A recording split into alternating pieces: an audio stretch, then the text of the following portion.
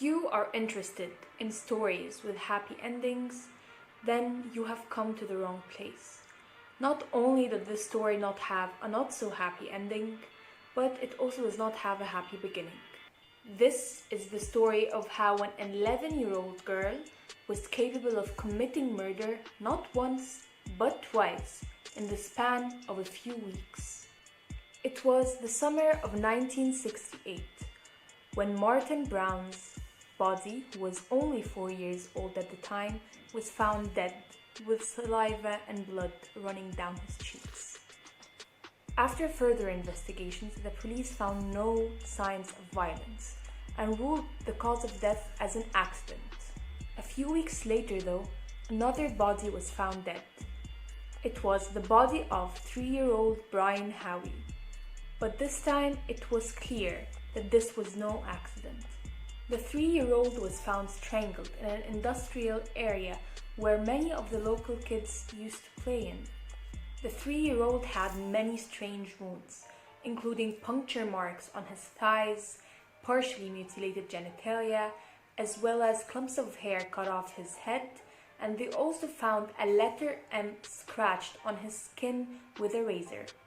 The police then started gathering the children who were known to play in this area and started asking them a lot of questions in the hopes that maybe one of the children had seen what happened to the kids. But little did they know that they might actually find the murderer among them. There were 2 children in particular who seemed very strange and acted very suspiciously, which was Mary Bell and Norma Bell.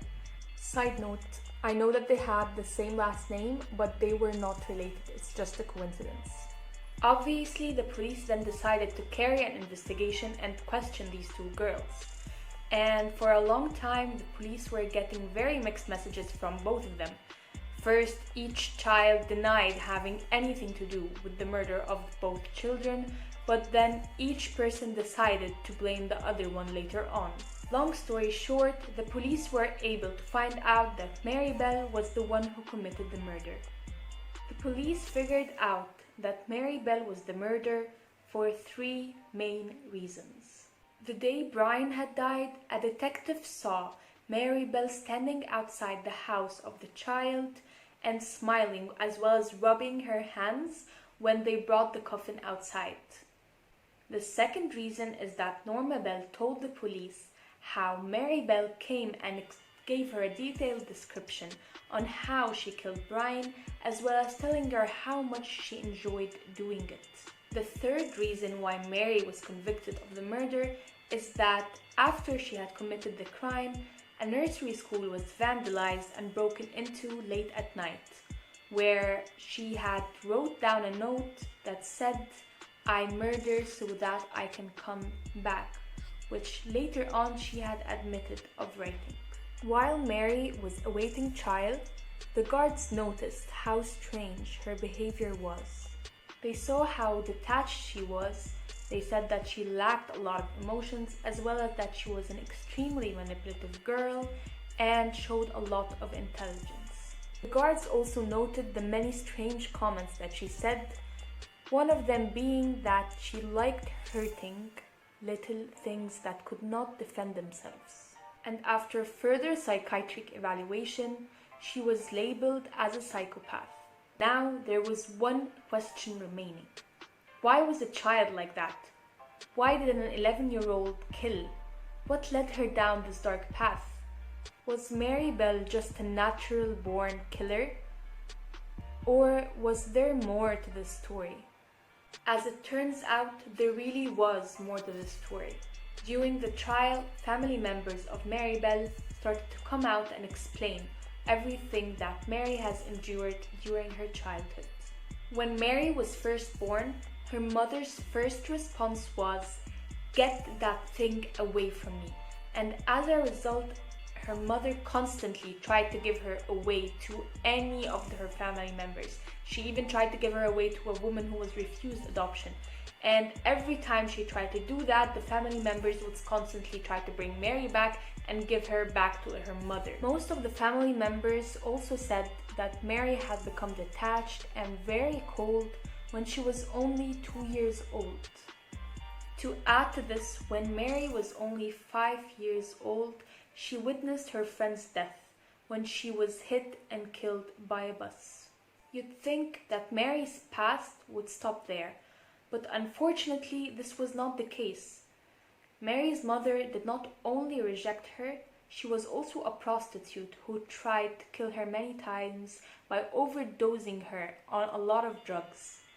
Not only that, but her mother would also prostitute her own child in order to earn a lot of money. And if we take all of this information into account, maybe we can actually understand why Mary turned out the way that she was. So at the time, 11-year-old Mary Bell only knew a world of hurt and evil. She only knew a world where grown-ups were out to get her and hurt her in many ways. So when it came to the two boys that she committed the crime on, she may have just been repeating what was being done to her. After 12 years, Mary was actually released from prison, and later on she gave birth to her own daughter. Obviously, a lot of people did not agree with what happened. They felt that 12 years was not enough to the crimes that she has committed. Furthermore, a lot of people were questioning and debating whether Mary should even have a daughter of her own to raise, or if she even deserved a second chance after what she did. And then there's the other side where people believe that it's not her fault how she grew up, and that she does deserve a second chance. And because of all the negative attention that she and her daughter had been receiving after she left prison, she actually went to court and decided to ask for anonymity, and she now actually lives in another place with another name so no one can find who she was. We have now reached the end of our story. And here I want to ask you a question. Who do we blame in this situation? Do we blame the mother who created an evil child, or do we blame the family members who never reported what the mother did before this incident? Or do we just blame Mary because she is responsible for her own actions? Alright you guys, that was it for today's video.